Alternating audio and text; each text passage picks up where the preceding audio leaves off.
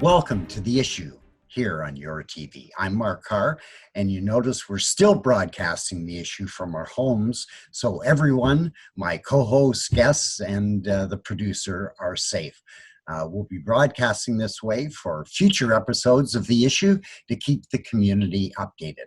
My co-host this week is John Sawyer, the retired CEO of the Oakville Chamber of Commerce.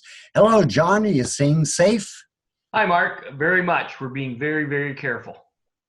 Okay, now I'm going to turn it over to you so we can get to our first guest right away. And so I'll turn it over to you for the introduction. Well, great. Well, thanks, Mark. I'm really excited. I have Effie Triantafilopoulos with us, who is our Member of Provincial Parliament for Oakville North Burlington. Effie and I go way back to my days at the Chamber. Always enjoyed her company, and I'm thrilled because I know how busy she is. She is the vice chair of the Standing Committee on Justice Policy, which is appropriate. She's a very experienced lawyer. She's a member of the Standing Committee on Estimates, and perhaps most relevant right now, she's the parliamentary assistant to the Minister of Long-Term Care. So welcome, Effie. I'm so glad you could join us. I know how busy you are. And first question is, how are you coping? How are you getting along? Thank you, John, and thank you, Mark. I'm really delighted to be able to join the program today. I've actually been coping very, very well. Like most of us, I'm in my 9th week of self-isolation. So this is kind of the new normal that we're all living with. I think that things have been going well, and as you can see, we've made some progress in terms of bringing down the numbers of overall people who have contracted the COVID virus. So I'm optimistic that while we're all self-isolating and really need to keep our social distancing going forward, I think that we're seeing the light at the end of the tunnel. That's good. That's good. So, sorry, Mark. I just wanted to know what's a typical day look like for you? I know you used to go from sun up to sundown, and I always admired your activity level. So what's a day like now? So obviously the activity level has been lessened. Most of my day, frankly, is sitting either at my kitchen table, or when I get bored of my kitchen table, I go up to my office and working from home. All of our team, all of our staff is also working from home, and so we spend all of our day on the phone with constituents who've got a lot of questions, a lot of concerns about the impact that COVID has had on their business or on their lives. If their parents, obviously trying to cope with how to help with the learning program that the Government of Ontario has implemented. So my day is spent on the phone with constituents or dealing with all of the emails that come in. Occasionally a call like this. Great, Mark. I'm sorry I stepped on you. Did you want to jump in? That's okay, John. It's difficult under these circumstances, but we're all coping and doing a good job. Effie, what would you say to people who are wondering if isolation and the economic impacts aren't worse than the virus itself? Well, you know, there's been a lot of discussion on that topic right now about how you balance the need to keep people healthy and safe versus the impact it's had on our economy. And I don't know that there's any right answer. I don't know that one choice is better than another. I think that what we had to be guided by as the Government of Ontario, and actually the Canadian government, is what our scientists and our health experts were telling us. And so in Ontario, the Chief Medical Officer of Ontario is the one who's really informed the decisions that our cabinet and our premier and we've taken. So it was very important early on. And you know, we've actually been in this now, I guess, since about the end of January. We had our first case of COVID that was recognized, but the pandemic got worse in the month of February. And so it was really important, I think, that as a government, we put the health and safety of Ontarians first. It meant a lot of economic hardship for people. We recognize that. But working in tandem with the federal government, we were able to put some programs in place to help tide people over until we can reopen the economy. I have been I've always seen you as a collaborative person, so it probably came naturally to you. But I've been so pleased to see the level of cooperation between the federal and the provincial governments. I think the hyper partisanship that we've seen at times is bad for the country. And do you see this kind of level of cooperation continuing? You know, that's a very interesting question, and it's certainly a comment that I've gotten from a lot of people. When people have been sending in their emails to me, or we've been on the phone with them, people have really recognized how all levels of government have come together on this. Not only the federal government and the Ontario government, but also, of course, working with our region and our municipalities. Everyone is in this together, and it shows. We're all working very collaboratively. We're all looking for solutions and very much trying to support individuals and families.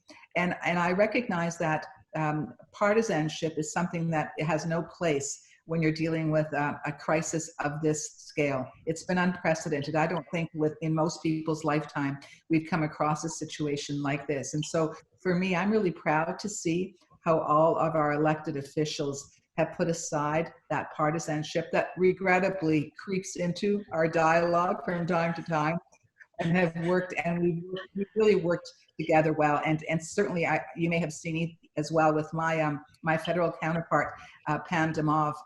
She and I publish a joint newsletter every Friday that we put out to our constituents. So people are hearing not only about the federal assistance, but also the provincial assistance. I also work with our Mayor of Oakville, Mayor Burton, along with our Mayor Mead Ward in Burlington. She actually hosts a task force on a weekly basis that I participate in. So it's really been Team Canada, Team Ontario, Team Halton, and I think that I'm hoping that that goodwill will continue on into the future. Effie, you say it creeps into the dialogue that you have down at Queen's Park. I would say more than creeps into it. It is the focus sometimes of question period. But I have heard from a number of non-supporters of Premier Ford who are very impressed with his handling of this epidemic. Can you give us some insights into how a premier operates under circumstances like this? Well, thank you for those comments, and that's been my observation as well. A number of people who might not normally be progressive conservative supporters have said to me that they feel that our premier and our government have really handled this crisis very, very well. And I think that really speaks to leadership. And, you know, some people say that I think there's an expression, I'm not sure it came out during the time of Winston Churchill's great leadership during the war. But leaders are not made, leaders are not born, they are made, and they are tested through very difficult times. And I think it's great for us to be able to see not only our premier, but also our prime minister and our municipal leaders in times of crisis. They've come together and done the right thing. And so yeah, Mark, go ahead. Well, I was going to say, I particularly like the way Premier Ford is passing the torch to its various cabinet ministers to address issues rather than him being the entire focus. And I think that's inherent in the individual. Thank you. I think so as well. As you know, we have a very, very able Minister of Health in Christine Elliott, a very able Minister of Long-Term Care in Dr. Marilee Fullerton, a very able Minister of Finance in Rod Phillips, and an incredible Minister of Economic Development and Trade in Vic Fedeli. These are all people that know what it takes to be able to work hard to solve this crisis, both in terms of our health capacity and getting hospitals the kind of capacity they need to help with this particular crisis, but also on the economy. You may know that we've also set up a jobs and recovery committee that's chaired by Minister Phillips, and it's to look at the action plan, what our next steps will be to actually get our economy moving again. So these are very skilled, very knowledgeable individuals that form part of our team, and I'm very proud of all of them, but certainly more than anything, proud of our leader, Premier Ford. Okay, John. You mentioned the economic action plan, and I hear some people on one side of the discussion, they're just absolute about the only consideration are the health considerations. I'm starting to hear people on the other side of the discussion talking about, well, the real discussion now has to be about the economy. And obviously the answer is a balance somewhere in the middle. Mm-hmm. So other than the Economic Action Committee, are there any other steps that the government's taking to balance the economy and the healthcare concerns? Well, as you say, John, I think that they go hand in hand. You can't do one to the exclusion of the other. In the first phase, it was very much focused on getting the health and security of individual residents of Ontario positioned to do the kind of social distancing we need to be able to limit the number of COVID cases. As you know, we're at a stage now where the numbers are declining in the right way. And so it's important that we maintain those safety protocols so it does not get worse. As that happens, the economy in steps and phases will start to reopen. And as you know, certain announcements were made last week about certain businesses that could open. Additional businesses, including public parks, are going to be opening this week. So it's a phased approach. As we know, our numbers are going in the right direction on the health side. The economy will start to open on as well. The other thing that came out of this crisis that the Premier talks about is the fact that never again do we want as a province to be in a situation where we're reliant on very important PPEs and don't have domestic production. And so one of the things that has come out of this is in discussions with the manufacturers of Ontario, how to retool, how to be able to step forward and help us through this crisis. And as you may know, one of our own companies in Oakville, Virox Technologies, was the first recipient of the Ontario Together Fund to receive funding in order to double the production on disinfectant wipes. So part of our recovery includes looking at our manufacturing base and looking at what Ontario can also now do domestically to be able to be in a position where in the future, this type of situation, if it were to occur, we're not going to be caught unawares, we'll be prepared for it. So I think a lot of good learnings has come out of that as well.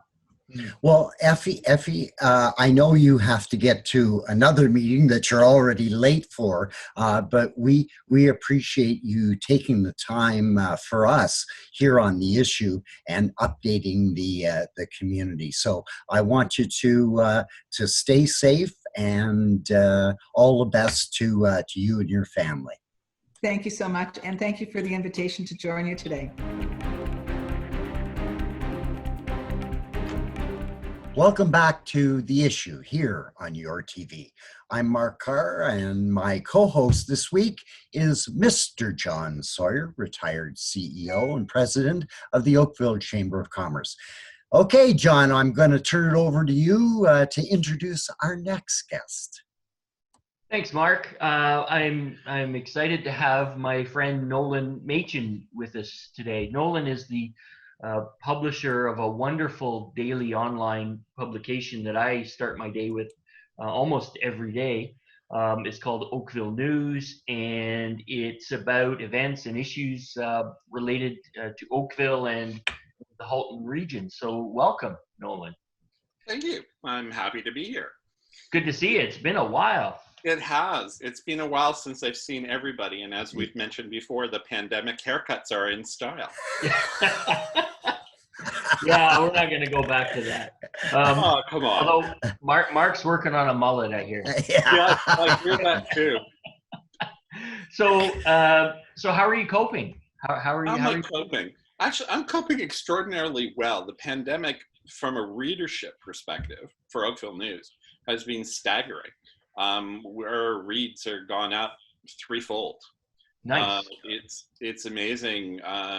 We're starting even, I mean, I know everybody's been concerned about, the news media in a sense.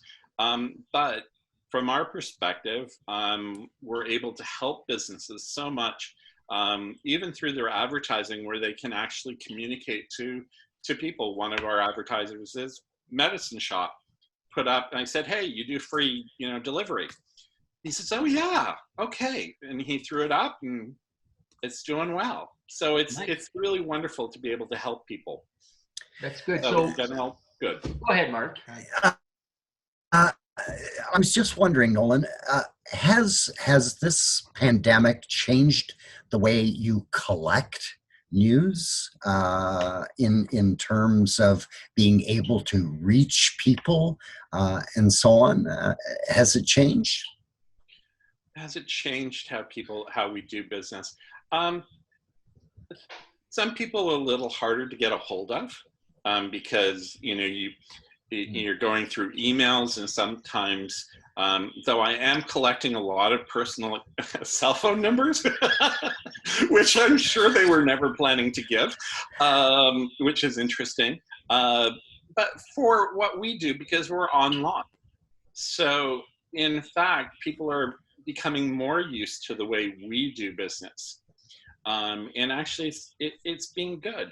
I have 2 Sheridan College students writing for us right now, which is classic. We always do interns. Their interns got canceled from other organizations, and we were the option that they had, and they were thrilled to have it. And they're doing a great job. So people are kind of bored, so they're happy to talk to us. They are available. People in the past would often say, well, I'm not available, but now we can say, well, what are you doing? You're not supposed to be doing that. Yeah, well, lots of people are doing very little. Yeah. So one of the positive things that I've seen from the interaction of the various levels of government, particularly the federal and provincial governments, is the hyper-partisanship seems to have gone away. And I think that's so good for the country to see folks working together. And I'm hoping it will continue after this crisis is over. Have you noticed that? Do you think it will last, or will it go away once they see the opportunity to become partisan again? I don't know. Obviously, that's a crystal ball question. I am thrilled on how well the 3 levels of government are working. It's beautiful to see. You sort of kind of go, okay, everybody's here to help, as opposed to pushing their agenda. Who would think that the Ford government would be happy with what the Liberals are doing in Ottawa? That was something I don't think any of us could have foreseen. And actually, this pandemic has made Doug Ford a leader that I don't think we were actually expecting. And I'm really pleased to see that. Is it perfect? Is it going to stay this way? We're seeing a little bit of partisanship coming out of the Conservatives federally, and to a degree, that is their job. They are to be a check on the ruling government. But I'm wondering if the world has, and our communities have seen what unfortunately is going on in the US, and seeing how horrible that is transpiring, and recognizing how fortunate we are to live in our country. I've never been more proud to be a Canadian than I am right now. It's vital that there is an effective opposition. I have just found the federal Conservatives a little tone deaf, if I can use that expression. I'm not sure how effective they're being right now, but that's a whole other show. I think that's a hard thing to do, is to figure out how to be a constructive opposition. I think it's difficult, and at this point they're a little rudderless without a real leader. So I'm going to give them a little bit of slack at the present moment. and sort of say, it's hard to figure this out. You can't use the old way, at least Yes. in Canada. Yeah. But Nolan, if we ever needed an official opposition to keep a check on the government, our government, it's now. Yeah. And we do have to remember that the Liberals came in with less of a majority than they originally had. Yeah. The NDP came in with fewer seats than before, and it was only the Conservative Party that had more seats in this Parliament. So I'm wondering if you think that the Conservative Party has made a mistake by not moving faster on their leadership of their party. I think it's so difficult. I mean, we're in this scenario where none of us have ever lived through, and hopefully we will never have to live through it again. I think everybody's desperately trying to figure out how to make this work. I think they're trying to figure out even how to run a leadership convention. It must be mind blowing to try and figure out that. It's have they lost the opportunity? I think they have to be cautious. That they don't put their foot in their mouth, because sometimes when you're the official opposition, they can go too far the other way. And the other aspect of that sort of is that they were a check on the Liberal government when the government wanted to put through all of that money and then have a whole bunch of control added to it. And they stepped up and they stopped that. So they have been somewhat effective in what they're doing. So in terms of what's happening, I see sort of two camps evolving. There is on the one side those that are just single-mindedly, health is the only issue we have to be concerned about, and damn everything else. And I'm hearing more and more rumblings about, well, now it's time, we got to get focused on the economy. And of course, the right answer is some kind of balance in between.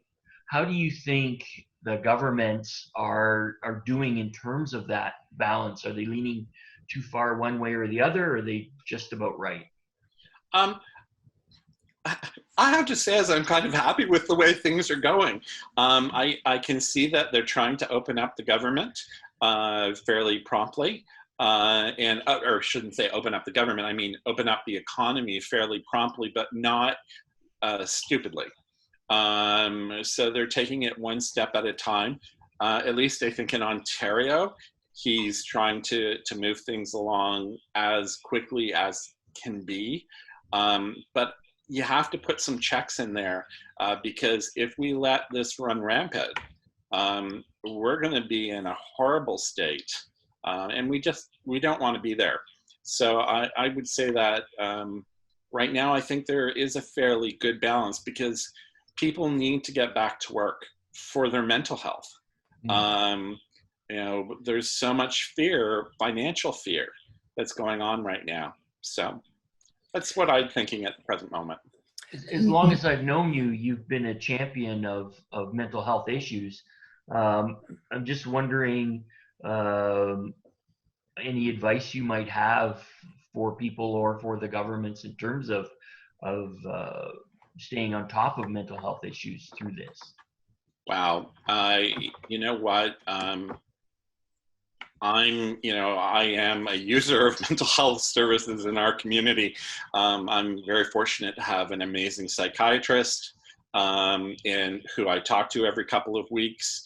I think a lot of it is we're going to have to figure out how are we going to support the people who have, for the first time ever, suffered an anxiety attack. There's going to be a certain amount of post-traumatic stress scenarios coming out of this. Yeah. And so I think that's something to keep in mind. And I think helping people maintain understanding, I think that's one thing the government did really well, is try and put money back into the economies to try and make sure people felt safe. And I think that's something that was necessary for the economy, but I think it actually was almost more necessary for people's health. So being careful not to pull the financial rug too quickly, and ease our way through this so people are okay. In Oakville, a lot of us are very lucky that we don't need to worry too much, but there are a whole bunch of Oakvillians who are living hand to mouth. Our food banks are up, the use are up 30%.